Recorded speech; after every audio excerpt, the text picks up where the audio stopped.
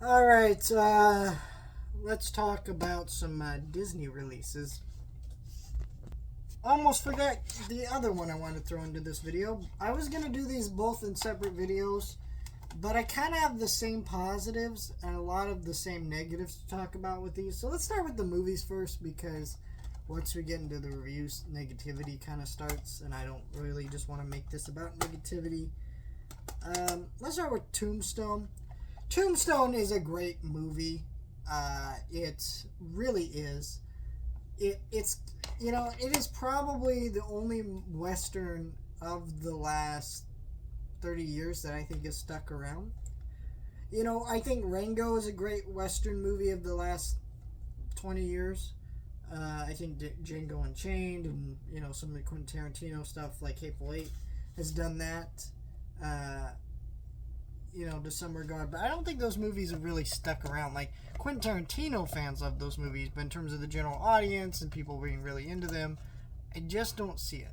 Where Tombstone is a beloved classic, I think that's a testament to the quality of this movie. It's got great performances from Kurt Russell. Val Kilmer steals the show. R.I.P. is the villain of this movie. And it's just a gorgeously shot movie. And I don't think this gets praised enough. Some of the stunt work in this movie with the horse battles is just great. The makeup in this movie is also really good. Just cinematography, the music, all of it's just fantastic. It comes together to just really make a wonderfully crafted movie. So that's kind of my short review of Tombstone. Let's talk about Kingdom of Heaven. This movie, I actually got the privilege to see it in theaters, the new 4K remaster.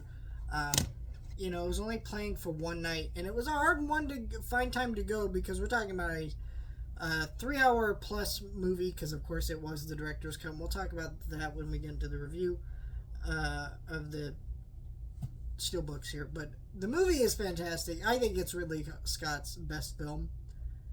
This is the one film out of all of his historical epics I don't feel the least bit angry about just the ridiculous amount of historical inaccuracies. I think a lot of it is well crafted and just shot beautifully. This movie also reminds me of why I love Orlando Bloom. He is so good in this movie. Absolutely adore his performance in this movie. The just tone and energy is just truly wonderful from start to finish throughout all this. And I just never really felt bored, at all. Which is weird to say it as a positive, but it is over a 3-hour movie, and I always felt engaged. The action was great. It's a beautifully shot movie with incredible effects, swordplay, action, and the message of the movie was just beautiful. So,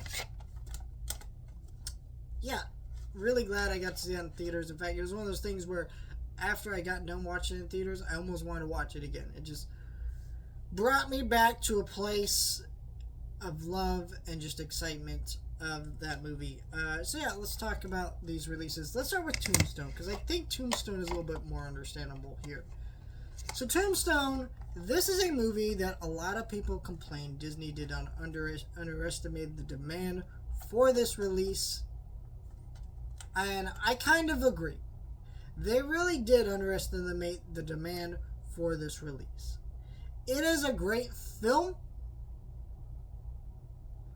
and I think they definitely underestimated the demand, but this one makes a little more sense than Kingdom of Heaven. Let me explain. This is a movie that they are putting out in 4K for the first time. Yes, and they didn't make a lot of quantities of these, and they should have definitely made more, but Val Kilmer died not too soon after this movie was announced for 4K, or at least around the same time. And so it sold out pretty quick, but I think a lot of that had to do with his death. If you ever notice when celebrities die, some of their most popular movies on Amazon sell out and they get pretty pricey. And this is a great example of that. And this probably is his most well-known movie. I mean, despite he's one of the few actors who's so good that his best movie, well-known movie, is not a comic book movie, right? Most actors' best well-known movie are comic book movies. Mike Keaton's best-known movie is Batman, and Batman Forever is not Val Kilmer's best-known movie. It's this one, and maybe a couple others in there but he's just great in this movie. He's truly wonderful. And yeah, I think it just is hard to, predict people's deaths. So, of course, they didn't. And so it sold out. And that's the biggest issue with this release. It is now back in stock, but I think they're on like back orders where you can order it now, but you may not get it for a long time. This is the best this movie's ever looked. I had the old Blu-ray. It was a very janky old transfer from the very beginning of Blu-ray. It just was in well need of an upgrade. This is a glorious transfer, one of the best maybe ever for a Western movie. It is just so well done and well crafted. The steelbook here, whether you're talking about the art on the front here or the art inside, is just gorgeous.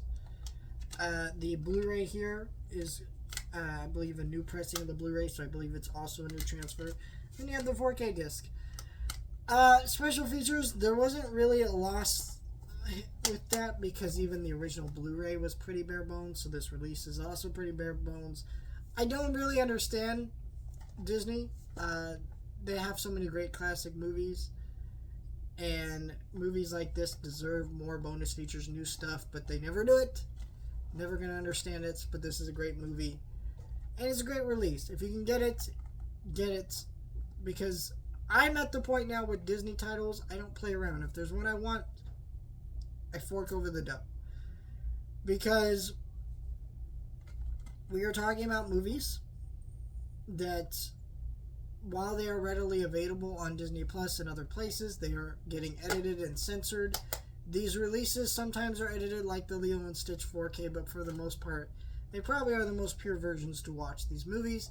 And Disney's at a point of saying, I don't really care if these stick around. So, get these while they last. And if you miss out, I'm sorry. I really hate it has to come down to that. It makes collecting not fun.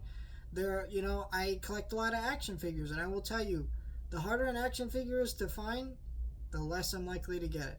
And that's the mentality I have with some of these. And I really wish there were slipcover options. Yeah, the steelbook is gorgeous, but does everyone want that? No. I definitely don't know if I would have got this steelbook if there was a slipcover option. That's just me. Now let's talk about Kingdom of Heaven.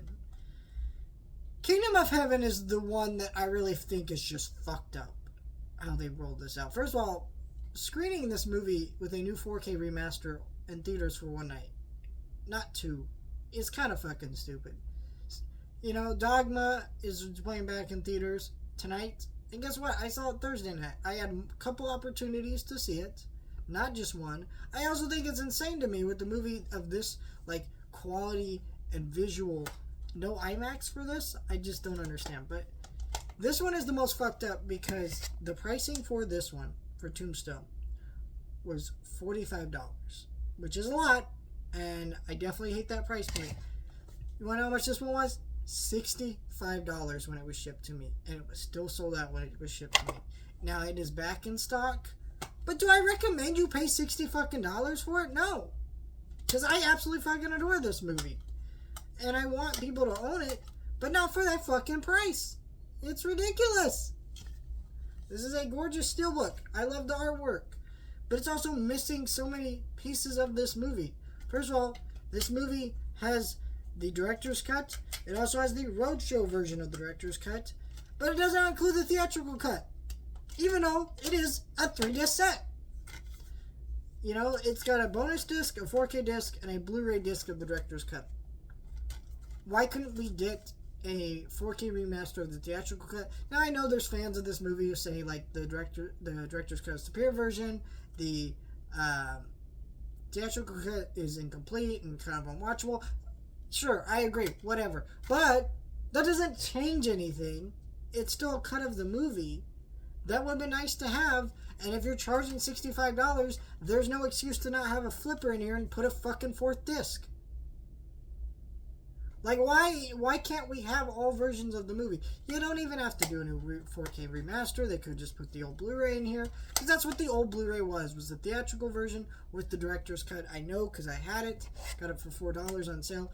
Also, it's crazy how movies like this, I bought Tombstone on Blu-ray for $8, but the Blu-ray for this for $4. And now the new 4K steelbooks are 3-4 times that amount. That is fucking insanity. And I can't believe it's gotten to that point with these releases.